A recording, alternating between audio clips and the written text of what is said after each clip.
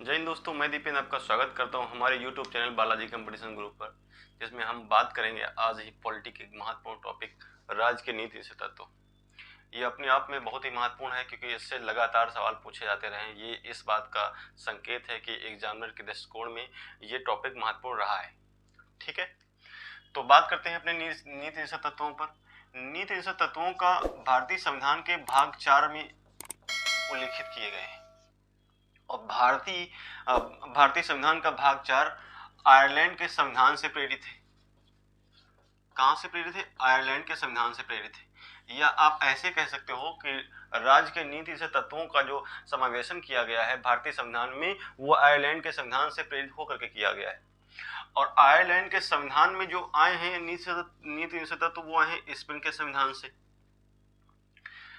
आखिर भारतीय संविधान निर्माताओं ने हमारे संविधान में नीति निषेध तत्वों को रखा क्यों? इसका जवाब यह होगा कि आखिर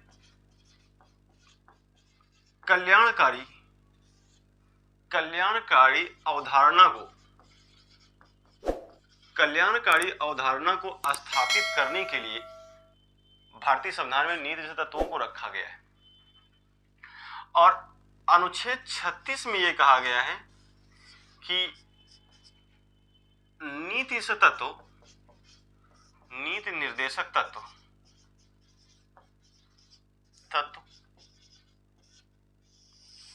राज्य को प्रदान किए गए,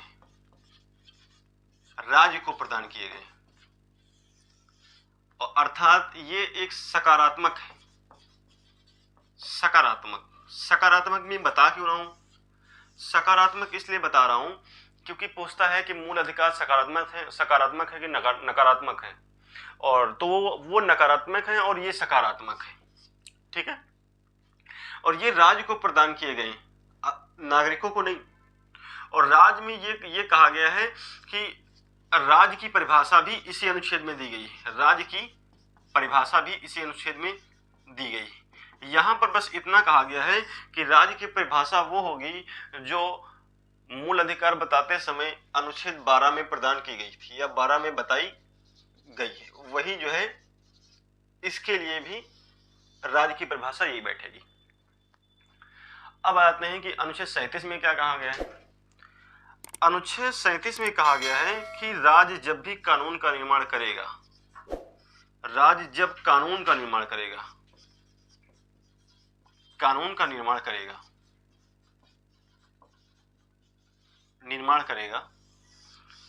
तब इस बात का ख्याल रखेगा कि उनकी जो भी कानून का निर्माण करे, क्या उनकी पूर्ति, उनमें जो कानून बना रहा है उनसे जो है नीति निषेध तत्वों की पूर्ति हो रही, इस बात का ख्याल रखेगा।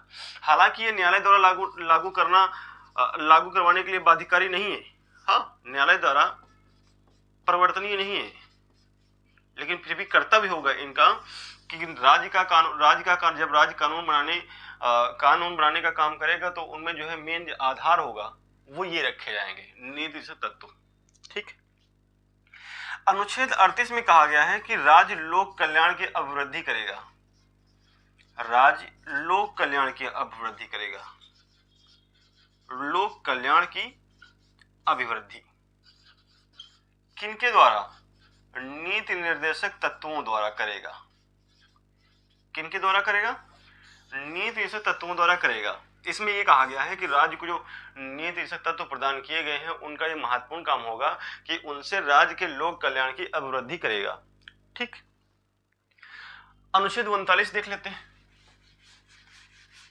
अनुच्छेद 39 में दो बातें कही गई।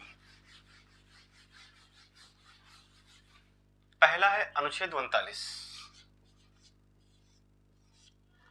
इसमें कहा गया है कि आखिर वो कौन सी नीतियों का इस्तेमाल करेगा राज्य जिससे लोक कल्याण की अभिवृद्धि ज्यादा होगी। हाँ, तो इसमें राज्य द्वारा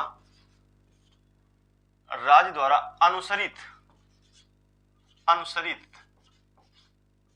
नीति या अनुपालन नीति की अवधारणा पेश की गई। एक हिसाब से कह सकते हो कि ये मॉडल टाइप में दिया गया है अनुच्छेद 39 में, और इसमें कहा गया है कि राज्य जब भी कोई नीति बनाएगा इस बात का ख्याल रखेगा कि जो भी भौतिक संसाधन है, जो भी भौतिक संसाधन है या फिर प्राकृतिक संसाधन है या फिर रोजगार के अवसर है या फिर संपत्ति है, ये सब भौतिक संसाधन, प्राकृतिक संसाधन, रोजगार, संपत्ति या सामुदायिक जो है सामुदायिक संसाधन, ये संसाधन जो है इनका एक केंद्रीकृत नहीं होने चाहिए। केंद्रीकृत मतलब है कि उनके केंद्र जो है अलग अलग होने चाहिए। केंद्रीकृत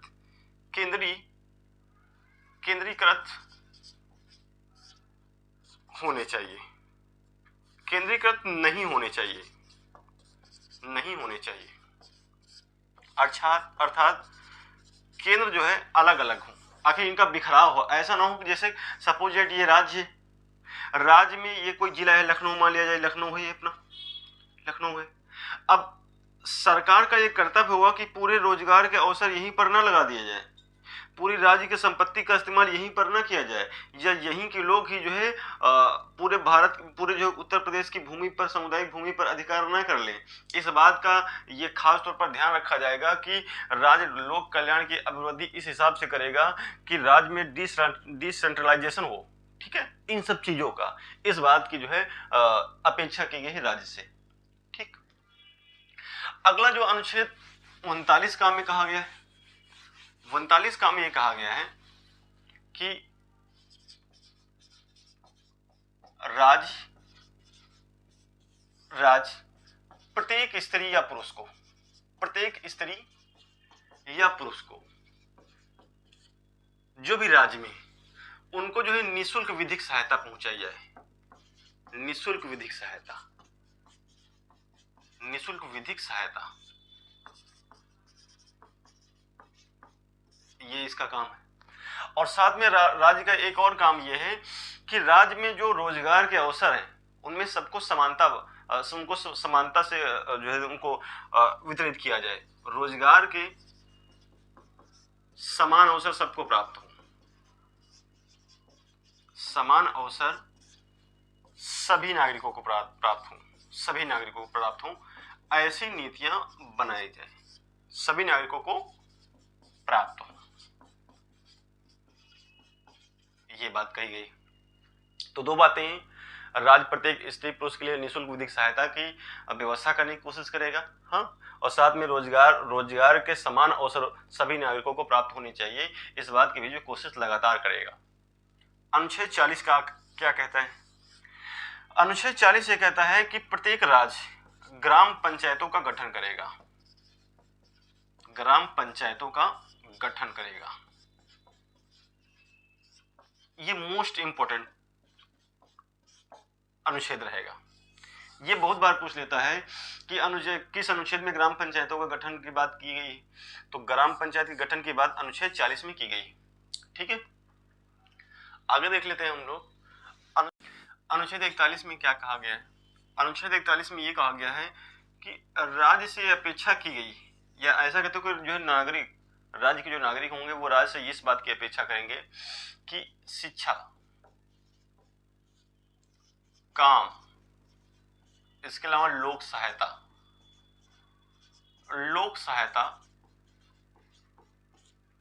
पाने का अधिकार है, पाने का अधिकार राज्य के नागरिक राज्य से शिक्षा, काम और लोक सहायता पाने का अधिकार रखते हैं। ये बात अनुच्छेद 41 में कही गई। अनुच्छेद 42 में क्या कहा गया? अनुच्छेद 42 में कहा गया कि राज्य से इस बात की भी अपेक्षा की गई, या राज्य इस बात की पूर्ति करेगा कि राज्य में काम की मनोचित दशाएं हों,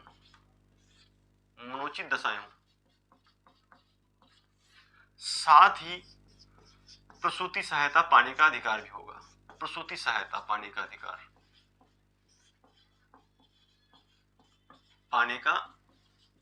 होगा, ये बात कही गई। अनुच्छेद 43 में क्या कहा गया है? अनुच्छेद 43 में कहा गया है कि जो भी मजदूरों को वेतन दिया जाएगा वो इतना होना चाहिए कि उनकी जो है जिंदगी का निर्वाह बहुत ही आसानी से हो जाए। तो यहाँ पर हुआ है मजदूरों को निर्वाह मजदूरी, मजदूरों को निर्वाह मजदूरी, तभी तो सरकारी नौकरों की, सरकारी जॉब वालों की जो है तनख्वाह अच्छी रहती है। ठीक है, तो सब जो है मजदूरों को उनकी निर्वाह मजदूरी होनी चाहिए, इस बात का ख्याल रखा जाएगा। अनुच्छेद 43 का में कहा गया है कि कर्मकारों का प्रबंधन में सहभागिता,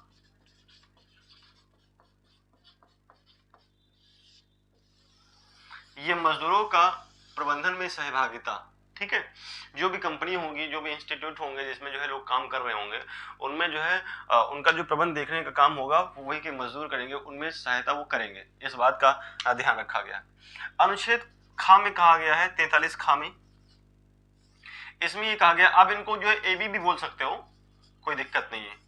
हाँ, इसमें कहा गया है सहकारी समितियों की स्थापना, सहकारी समितियों की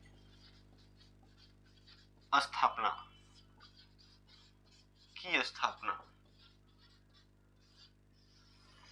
ये इसमें कहा गया है। ठीक है, तो यहां पर इंपॉर्टेंट अनुच्छेद 40, अनुच्छेद 41 और अनुच्छेद 42 और अनुच्छेद 43 ये कुछ ज्यादा ही इंपॉर्टेंट रहेंगे। आगे देख लेते हैं अनुच्छेद 44 में क्या कहा गया है। अनुच्छेद 44 में कहा गया है कि भारत में एक समान नागरिक संहिता स्थापित करने का कार्य राज्य का होगा। अनुच्छेद 44 में भारत में, या भारत में नहीं कह सकते हो, राज्य का कर्तव्य होगा कि एक समान नागरिक संहिता, एक समान नागरिक संहिता की स्थापना करने का कर्तव्य होगा, स्थापना करने का कर्तव्य होगा।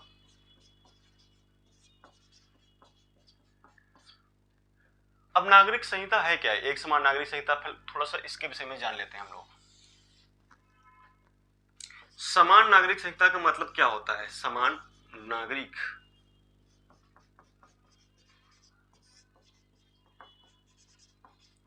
संहिता, इसका मतलब क्या होता है? इसका मतलब यह होता है कि ऐसा कानून जो सभी जो है नागरिकों पर समान रूप से लागू, जैसे कि सपोज डेट राज्य ने विवाह के लिए कोई कानून बनाया, राज्य ने कोई विवाह के लिए कानून बनाया, तो आजकल क्या है कि मुस्लिम समुदाय के लिए विवाह के कानून अलग है और हिंदू समुदाय के लिए राज्य विवाह के कानून अलग है। हाँ, ऐसे ही ईसाइयों के लिए विवाह के कानून अलग है, या फिर विवाह का हो गया कोई गोद लेने वाला कानून बनाया गया, तो वो धर्म के आधार पर जब कानूनों में वेरिएंट हो जाता है, हाँ, विभिन्नता आ जाती है, तो यही जो है समान नागरिक संहिता बनने में दिक्कत पैदा करता है, प्रॉब्लम क्रिएट करता है। तो राज्य से ये कहा गया है कि जहां तक हो सके कि जो है एक समान नागरिक संहिता को लागू किया जाए, ये कहा गया अनुच्छेद 44 में। ठीक है, फिलहाल अभी एकमात्र स्टेट गोवा है जिसमें जो है एक समान नागरिक संहिता लागू है, बाकी कहीं पर भी लागू नहीं है और अभी होगी भी नहीं इतनी आसानी से। ठीक है, आ जाते हैं अनुच्छेद 45 पर।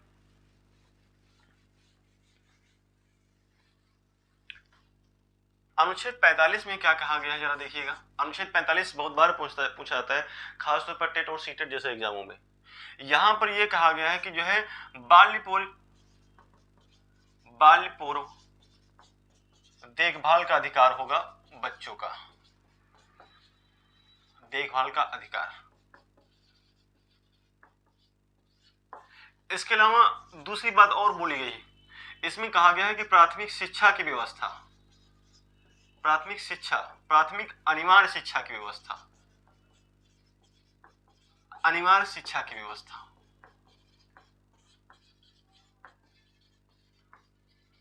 और इसमें कहा गया 6 से लेकर के 14 वर्ष तक के बच्चों को निःशुल्क शिक्षा दी जाएगी। और ये किसका कर्तव्य होगा? ये राज्य का कर्तव्य होगा देने का, 6 से लेकर के 14 वर्षों तक निःशुल्क शिक्षा।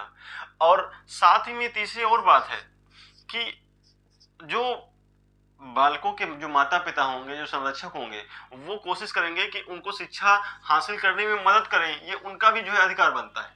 ठीक है, तो 45 में ये कहा गया है। अब 46 में क्या बात बोली गई? 46 में कहा गया है कि SC ST एवं अन्य दुर्बल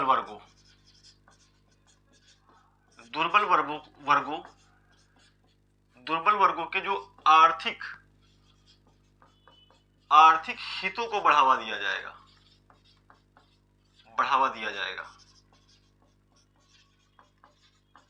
और ये बढ़ावा कौन देगा? ये राज्य देगा। राज्य ऐसी नीतियों का अनुसरण करेगा जिसकी वजह से SC ST और अन्य जो दुर्बल वर्ग हैं उनके आर्थिक हितों को बढ़ावा दिया जाए, ये राज्य करेगा। इसके तहत ही तो जो है एग्जाम में फीस की माफी और साथ में जो है जो योजनाएं चलती हैं उनमें इनको माफी मिलती है या उनमें इनको जो है कम अचीवमेंट करना पड़ता है। साथ ही दुर्बल वर्गों के लिए भी ऐसा ही है। ठीक है, तो ये कोशिश की गई है। इसी में अनुच्छेद 47 में कहा गया है कि राज्य का यह कर्तव्य होगा कि जो राज्य के जो नागरिक हैं उनका जो है पोषण स्तर उच्च हो, ये कहा गया है। और साथ में लोक स्वास्थ्य उत्तम हो।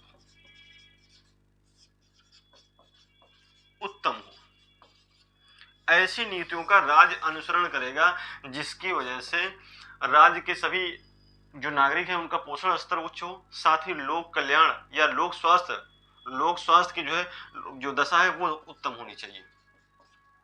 और इसी के लिए तो जो है जेनेरिक दवाएं सरकारी अस्पताल इन सब की व्यवस्था करती है ना सरकार। किस लिए करती है? अनुच्छेद 47 के तहत, ताकि जो है, और साथ ही में ये मूल अधिकार भी, लोक सहायता, जो स्वास्थ्य संबंधी जो लोक सहायता होते हैं उनका पाने का अधिकार है।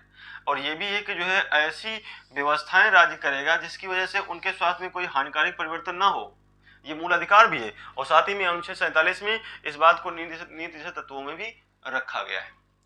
ठीक है, आगे देखते हैं हम लोग। अनुच्छेद 48 की बात करते हैं। अनुच्छेद 48 में कहा गया है कि कृषि एवं पशु का संगठन होना चाहिए। कृषि एवं पशुपालन का संगठन।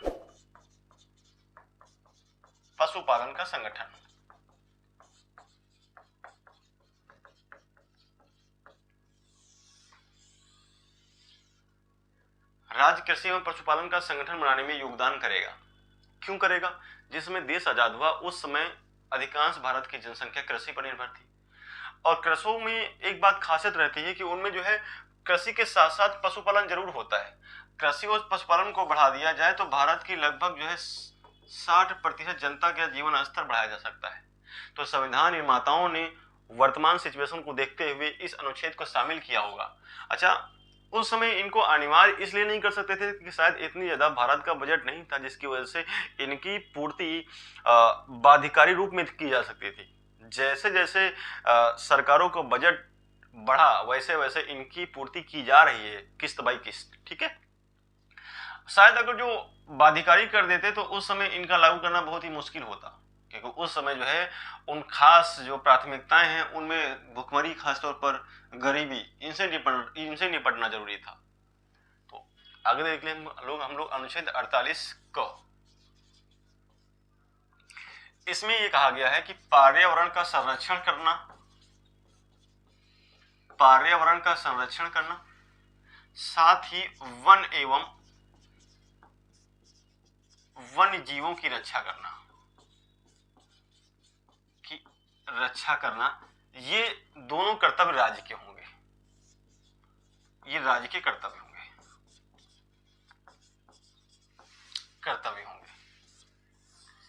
ये ऐसी नीतियां बनाएगा जिससे वनों का संरक्षण हो, साथ ही में उनको बढ़ावा भी मिलना चाहिए। संरक्षण से ही काम नहीं चलेगा, बढ़ावा मिलना चाहिए, वन एवं वन जीवों की रक्षा की जाए और इनकी अभिवृद्धि भी की जाए, अभिवृद्धि भी की जाए। ऐसे कानूनों या ऐसी नीतियों का अनुसरण राज्य का कर्तव्य होगा, ऐसी नीतियों का पालन करना। ठीक है, अगला हम लोग देख लेते हैं अनुच्छेद 49 में क्या है। अनुच्छेद 49 में देख लिएगा, इसमें कहा गया है कि जो राष्ट्र के जो महत्वपूर्ण संस्मारक हैं, स्मारक हैं या संस्मारक हैं या वस्तुएं हैं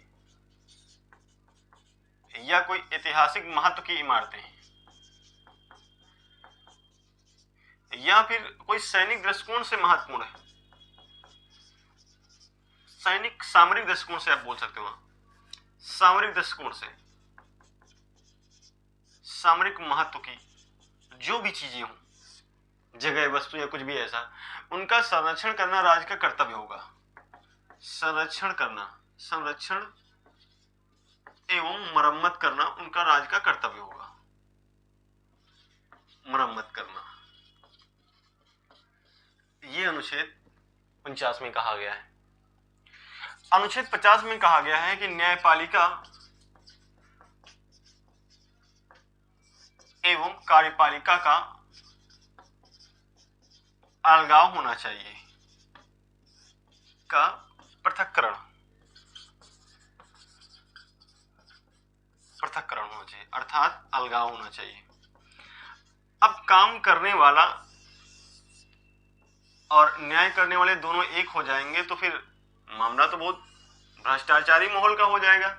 इसीलिए ये कहा गया है अनुच्छेद 50 में कि कार्यपालिका और न्यायपालिका दोनों का अलगाव होना चाहिए। अनुच्छेद 51 में बोला गया है कि राज्य का यह कर्तव्य होगा कि अंतरराष्ट्रीय शांति एवं सुरक्षा की अभिवृद्धि की जाए, एवं सुरक्षा की अभिवृद्धि की जाए, ये राज्य का कर्तव्य होगा।